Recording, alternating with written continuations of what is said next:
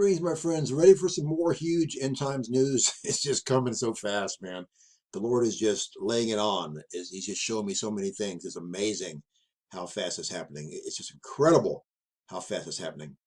Here's the latest. Huge rapture and tribulation sign. Prime Minister Netanyahu makes Bible history in Hebron. We fly soon. Thank the Lord. Here's what's going down. Expectations are high for a dramatic announcement, which was yesterday on Wednesday. Prime Minister Netanyahu made Israel history by becoming the first prime minister to deliver a public address in Hebron. This event was a state ceremony at the tomb of the patriarchs. Let's go ahead and go through a little biblical Hebron history, shall we? Abraham made his home near Hebron. It was there, upon the death of his wife Sarah, that he purchased a burial cave that today is known as the tomb of the patriarchs. Abraham, Sarah, Isaac, Rebekah, Jacob, Israel, and Leah are all buried there. Big, big, big names in the Bible. Abraham witnessed the destruction of Sodom and Gomorrah from Hebron.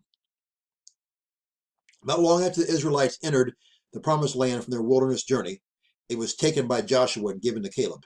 It became a Levitical city and a city of refuge. Hebron was the royal residence of King David when he was king of Judah. And it was in Hebron that he was later anointed the king over all of Israel. The Edomites took Hebron about the same time that the Babylonians under King Nebuchadnezzar burned Jerusalem in 587 BC.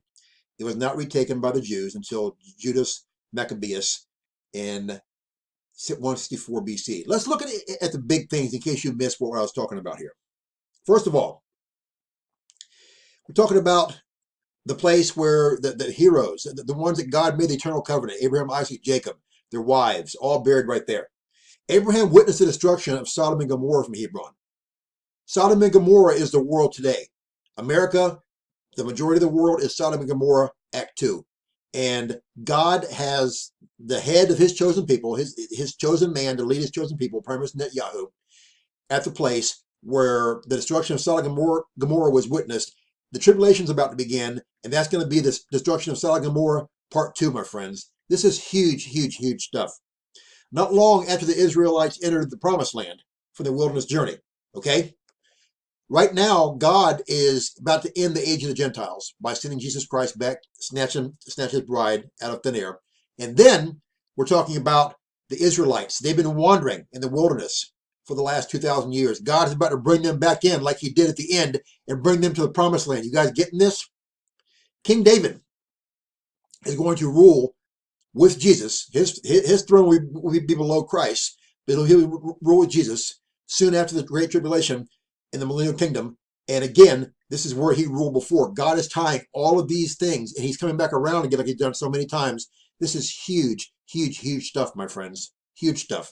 And Jesus, who is the second Adam, he will rule over all of Israel and all of the world in the millennial kingdom. Huge stuff. And again, King Nebuchadnezzar burned Jerusalem, including the third temple, including the second temple, all burned down to the ground.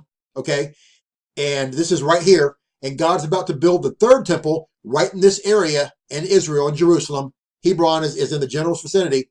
This is major, major, major stuff, my friends. This is prophetic stuff. If you can't see it, I'm sorry for you.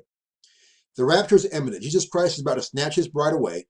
And those who are left behind, including all the unsaved and all the backslidden Christians, they don't believe they're backslidden, but when they're left behind, they'll believe there, won't they? And all those who don't believe in the pre-tribulation rapture, when they're left behind, they'll believe there, won't they? It's going to be a horrendous time, a hellish nightmare for 7 years. God's going to just wreak havoc on this earth. Satan and the Antichrist and the false prophet will wreak havoc as well. God didn't intervene, no flesh or man alive, as it is billions and billions and billions to die the most grotesque, awful, horrendous, horrific deaths imaginable, man. Why go through all of that? Jesus Christ is our only hope. If you've never been saved, you're backslidden, pray the prayer. Do the 6 steps in the box below the video. No one's guaranteed the next day, hour, minute, or second of your life. If you'd like prayer for anything, contact me. I'll pray for you every day without fail. True Christians, witness and pray for the lost daily. It's your job. If you're not doing it, do it now. If you are, great. And look up, true Christians. Our redemption draweth nigh. We fly soon. May God bless you.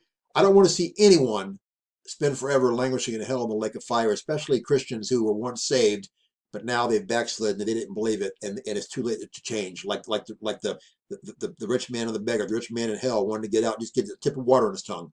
Couldn't do it. Share this video, share all my videos, all my sermons, and Christ will reward you in heaven for those who are saved, those who repent. And again, look up, true Christians, our different draweth nigh. We fly soon. May God bless you. Share, share, share. Bye.